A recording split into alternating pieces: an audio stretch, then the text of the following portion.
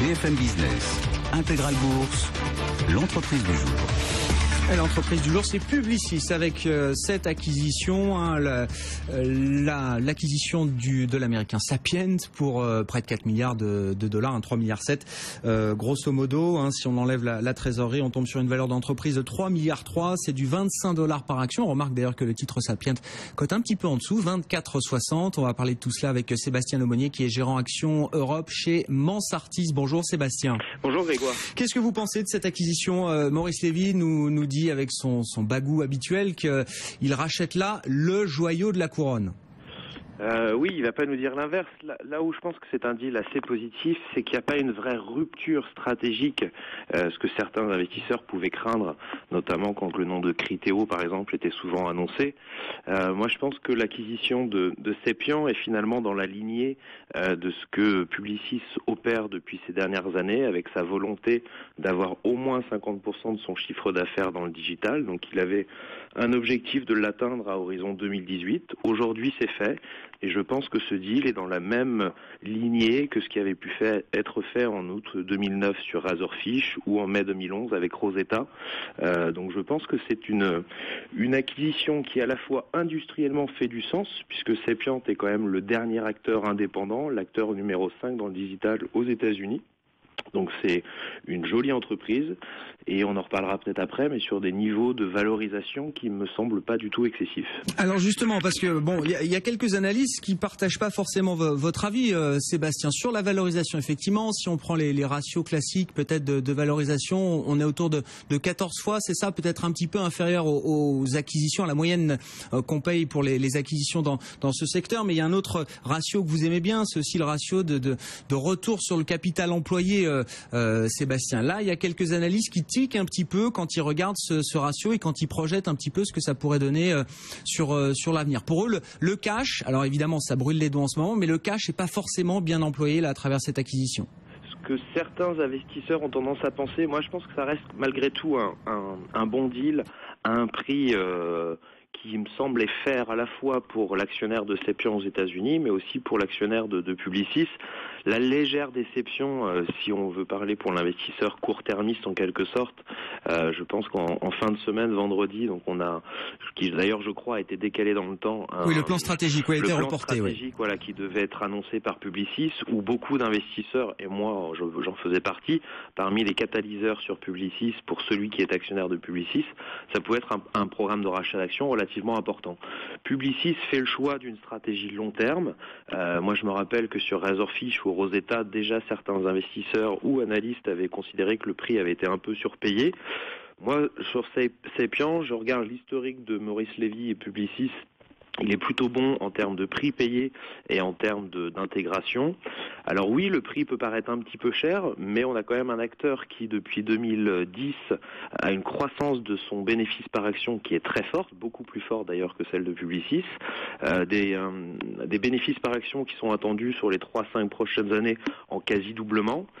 Et même si, en effet, on peut avoir l'impression que sur le retour sur capitaux employés, ça va être un petit peu plus long pour créer de la valeur, on a aujourd'hui un groupe Sapient qui certes fait des marges un peu inférieures à celles de Publicis, mais sur lequel on va peut-être aussi avoir des effets de levier sur une meilleure pénétration de Sapient sur la zone européenne, une bien meilleure pénétration de Sapient sur la zone asiatique où l'acteur est encore tout petit et génère des pertes. Donc demain, dans le réseau Publicis, ça peut être un levier.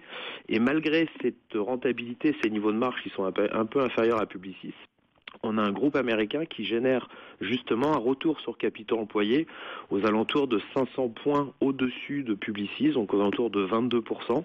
Et donc je pense que ça va être un catalyseur pour permettre au groupe Publicis structurellement de continuer à la fois l'amélioration de sa rentabilité, mais l'amélioration de ce retour sur capitaux employés. Une autre question que ça pose aussi ce deal, après la croissance organique décevante qu'on a eu du côté de Publicis et les objectifs qui ne vont pas être tenus, c'était le warning qu'il y avait eu il y a quelques temps, est-ce que c'est pas une opération un peu défensive là qui vient masquer d'une certaine manière peut-être des problèmes plus lourds que prévu dans la partie digitale des activités de Publicis? Est-ce qu'on rachète pas, est-ce qu'on fait pas cette opération de croissance externe là pour masquer un petit peu un ralentissement dans le digital qui est plus fort, peut-être plus structurel que prévu? Moi, je pense pas. Je pense qu'au contraire, on est, ce que je disais, dans la lignée des acquisitions précédentes. Je pense que l'accident de croissance organique de Publicis est essentiellement lié à l'échec de la fusion d'Omnicom. Là, je pense que justement, on tourne une page sur l'opération Omnicom. On montre que la société continue business as usual en poursuivant la stratégie qu'elle opère finalement depuis 2005, en se développant dans le digital. Donc je pense que ça va plutôt dans le sens de l'histoire, c'est plutôt rassurant. Moi j'étais plutôt inquiet de savoir éventuellement un intérêt de Publicis sur une société comme Criteo, qui est certes une très belle société. Mais est-ce que c'est pas l'avenir? Est-ce que c'est pas l'avenir justement, une boîte comme Criteo? Je dis pas que le digital c'est pas l'avenir, Sébastien, mais est-ce que c'est pas déjà des vieux métiers du digital, là, d'une certaine manière? Sur Criteo, c'est compliqué de savoir si c'est l'avenir ou pas, parce qu'aujourd'hui vous achetez une société qui se paye plus de 3 fois le chiffre d'affaires, donc on est sur des multiples où là je pense qu'on aurait eu un vrai doute sur la capacité de Publicis à créer un retour sur capital employé, un retour sur investissement intéressant sur son acquisition, sur la base d'un algorithme qui aujourd'hui fonctionne très bien, mais comme toute société de technologie, on est quand même au début de ces innovations technologiques. Est-ce que Criteo sera là dans 5-10 ans? C'est la question, et je pense que le fait de Publicis n'ait pas voulu, et comme d'ailleurs d'autres agences comme WPP ou autres, aujourd'hui se focaliser sur une seule unique technologie, c'est justement parce qu'il y a peut-être encore un manque de maturité et que le prix à payer est un peu trop risqué par rapport à la visibilité qu'on a sur cette technologie.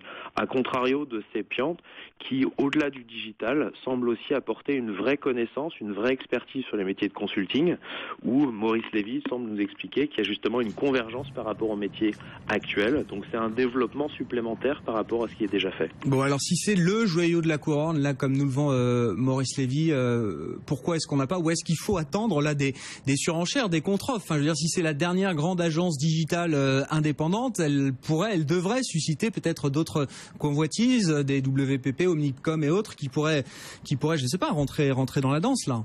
L'avantage, c'est que Maurice Lévy a l'air de très bien connaître le dirigeant de Cepiant, le management de Cepiant. Donc, je crois les deux principaux actionnaires qui ensemble ont 18% du capital ont déjà clairement annoncé qu'ils apportaient leur titre et qu'ils allaient aussi faire partie de la nouvelle organisation, parce que Maurice Lévy a annoncé la création de Publicis.Cepiant, qui sera justement une entité dont le PDG actuel de Cepiant prendra la direction.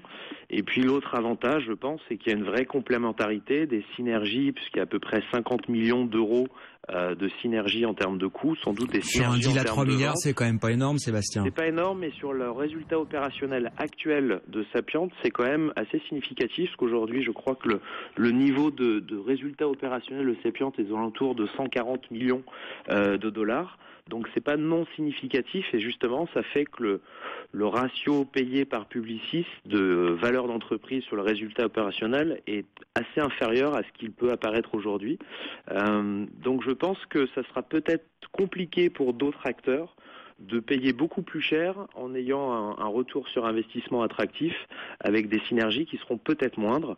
L'autre avantage sur le deal annoncé aujourd'hui, c'est qu'il y a assez peu d'overlap entre les clients actuels de Publicis et les clients doublons, de Cepiant. Oui, voilà, ouais. C'est ça. Et un dernier mot, j'ai plus le nom du patron de Cepiant en tête, mais ça, du coup, parce qu'il y a toujours la question de la succession de Maurice Lévy qu'on pouvait espérer régler si le deal Omnicom s'était fait, mais bon, là c'est pas le cas. C'est un candidat potentiel. Quelqu'un qui peut monter effectivement en interne jusqu'à prendre la succession de Maurice Lévy qui a 72 ans aujourd'hui. Alors son nom c'est Alan Eric que j'ai devant moi. En revanche, je serais incapable de vous dire qui va prendre le relais de Maurice Lévy. La seule chose qui peut être rassurante, c'est que même si on est dans un métier où d'avoir un PDG charismatique, comme c'est le cas avec Maurice Lévy, dans une industrie, donc des sociétés de publicité, c'est attractif. En revanche, Publicis, c'est avant tout une organisation. J'insiste sur ce fait-là, c'est que Publicis, dans son industrie, reste la société qui a le meilleur niveau de rentabilité par rapport à tous ses comparables. Et donc, c'est aussi peut-être ce qu'on doit mettre en perspective par rapport à la déception, en quelque sorte, de croissance organique ces derniers trimestres. C'est que ça reste la société la mieux gérée. Et ça, ce n'est pas que le fruit de Maurice Lévy, c'est avant tout le fruit de l'organisation, du maillage géographique du groupe. Et donc, donc c'est pour ça que je pense que cette acquisition doit permettre de tourner la page sur Omnicom et de permettre au groupe de se reconstruire en retournant en tout cas de l'avant pour continuer à délivrer en croissance organique et en rentabilité au-delà de ce que peuvent faire les comparables ou les concurrents. Un dernier mot, vous en avez du Publicis, vous avez envie de le conserver, d'en racheter même peut-être à ces prix-là sur l'annonce de cette acquisition, Sébastien? Alors moi c'est une société que j'ai pas mal acheté pendant l'été en fait et jusqu'à il y a à peu près 10 jours. Je vais pas en faire plus parce que c'est la 3e ligne de mon portefeuille. C'est un titre qui certes baisse un petit peu aujourd'hui mais avait très bien fait la semaine dernière, je crois avec une hausse supérieure à 6%. Pour moi c'est en ayant déjà assez clairement à conserver et je pense que ça reste tout à fait achetable pour tout nouvel investisseur. En tout cas chez Mansartis on est très confiant sur la capacité du groupe à délivrer sur les prochains trimestres et 3 prochaines années. Merci beaucoup Sébastien pour votre analyse et votre transparence. Sébastien Lemonnier, gérant Action Européenne chez Mansartis.